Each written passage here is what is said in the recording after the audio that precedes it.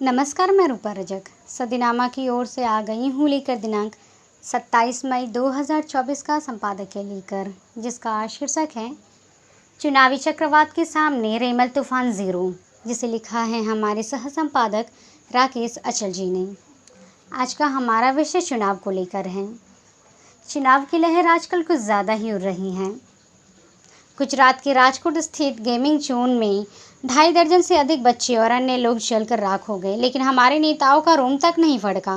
कागजी और औपचारिक संवेदनाओं से आगे नहीं बढ़े हमारे नेता। उन्हें चुनाव के आगे कुछ दिखता ही नहीं। आज का हमारा विषय संबंध में है और जानते हैं संबंध में आगे क्या कहते हैं हमारे संपादक महोदय। मानसून से पहले बंगाल में चक्रवात रेमल का असर दिखाई दे रहा, लेकिन मैं देश में चौतरफा राजनीति के चक्रवात की बढ़ती असंवेदनशीलता देखकर हैरान हूँ। राजनीति के चक्रवात में जो उड़ेगा सो उजरेगा, लेकिन सबसे पहले संवेदनशीलता राख होती दिखाई दे रही। सत्ता हासिल करने के लिए राजनीति में मुजरे तक आ पहुँचे हमारे नेताओं को न राजकोट में गेम जोन में राख हुई जिंदगी को लेकर कोई रंज है और न दिल्ली के एक अस्पताल के शिशु विभाग में हुई नवजातों की मौत से कोई मतलब। रैलियों और रोड शो पर करोड़ों रुपए खर्च करने वाले हमारे भाग्य विधाता एक दिन के लिए अपना चुनावी अभियान बंद कर न राजकोट गए और न ही दिल्ली के विवेक विहारी। गुजरात के राजकोट स्थित गेमिंग जोन में 2.5 दर्जन से अधिक बच्चे और अन्य लोग जलकर राख हो गए, लेकिन हमारे राजनेताओं का रोम तक नहीं फड़का। कागजी और औपचारिक संवेदनाओं से आगे नहीं बढ़े हमारे नेता। प्रधानमंत्री से लेकर राहुल गांधी और दिग्गज दलों के नेताओं के लिए एक सामान्य दुर्घटना है। किसी दल का कोई नेता राजकोट सिर्फ इसलिए नहीं गया क्योंकि इससे उनके चुनावी दौरे में खलल पड़ता, उन्हें अपने रोड शो और रैलियों स्थगित करना पड़ता। हमारी सरकारें बच्चों को देश की धरोहर मानती हैं। धरोहर ना भी माने तो भी उनके लिए कुछ भी नहीं। यदि मानती होती तो कम से कम एक दिन राष्ट्र शोक तो ज़रूर मनाते। हमारी सरकार के लिए मारे गए बच्चे और उनके परिजनों की कीमत ईरान के राष्ट्रपति रईसी के मुकाबले शून्य है।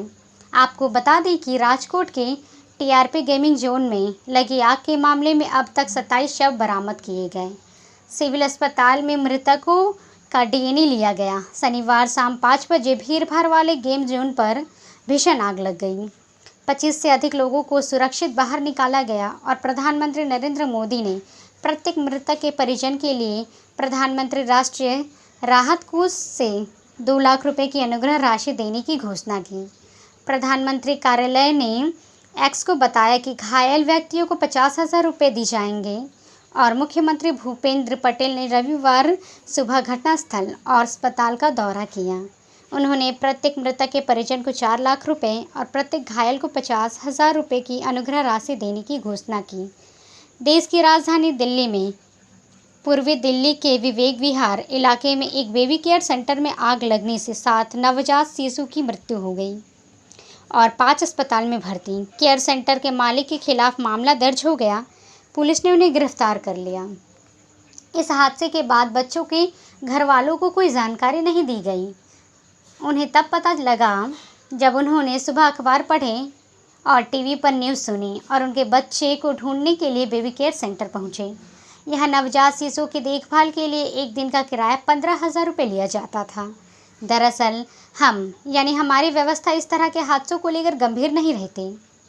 ऐसे हादसों के बाद जांच, मुकदमेबाजी, मुआवजा जैसे ठटकर्म कर मुक्ति पाली जाती हैं। समाज में इतनी नैतिकता नहीं बची कि ऐसे हादसों के बाद कोई जनप्रतिनिधि या सरकारी जिम्मेदारी अपने ऊपर ले। हमें सियासत के अलावा आजकल कुछ नहीं सोचता। कोई मरता है तो मरे। सरकार के पास मुआवजा देने के लिए पैसे थोड़ी ही कम हैं। 4-6 लाख रुपए का मुआवजा चुटकियों में दे दिया जाता। सरकारों की नज़र में एक ज़िंदगी की कीमत 4-6 लाख रुपए से ज़्यादा थोड़ी ही है। चूँकि देश में लोकसभा चुनाव का अंतिम चरण बाकी है, इसलिए हमारे नेताओं की संवेदना इस समय घास चढ़ने के बजाय वोट चढ़ने में लगी हुई। लोग 24 में से 36 घंटे काम कर रहे हैं। वे अविनाशी है, इसलिए उनके ऊपर इस तरह के हादसों का कोई असर नहीं पड़ता। दुनिया के तमाम देश बच्चों को देश की अमानत मानते हैं और उनकी देखभाल के लिए प्रति सीमा से ज़्यादा संवेदनशील होते हैं। लेकिन हमारे यहाँ बच्चे राज्य की पूंजी और भविष्य के नेता नहीं। हमारे राज्य समाज के प्रकांड पंडित हो या नेता, वे अपने समाज से ज़्यादा बच्चे पैदा करने का अनुरोध बार बार करते हैं। लेकिन इन बच्चों के जीवन से होने वाले खिलवाड़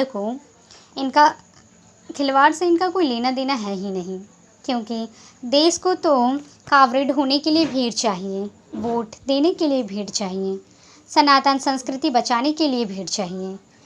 सड़कों पर भीख मांगने के लिए बच्चों के लिए समाज और सरकारें जिम्मेदार थोड़ी ही हैं। देश में आए दिन होने वाले हादसों में मरने वाले और अपंग होने वाले की लंबी फहरिस्त है। लोग बारूद कारखाने में मारे या सुरंगों में, कोई फ़र्क नहीं पड़ता, क्योंकि हमारे पास संवेदनहीन सत्ता है, संवेदनहीन सियासत है, संवेदनहीन समाज। हम इस मामले में विश्व गुरु नहीं हैं। इस मामले में हमारे ना जापान से होड़ है और ना अमेरिका से। चीन से तो हम होड़ करने की सोच ही नहीं सकते। हम इस मामले में सबसे आगे और सबसे अलग हैं। हम मुजरा करने और कराने वाले समाज के लोग हैं। तो ये था दोस्तों हमारा आज का संपादकीय।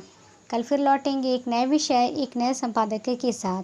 तब तक के लिए नमस्कार। सुनकर देखो, सुनकर देखो, सुनकर देखो जी। ममता राहुल मोदी बोले, लिखे जितेंद्र जी।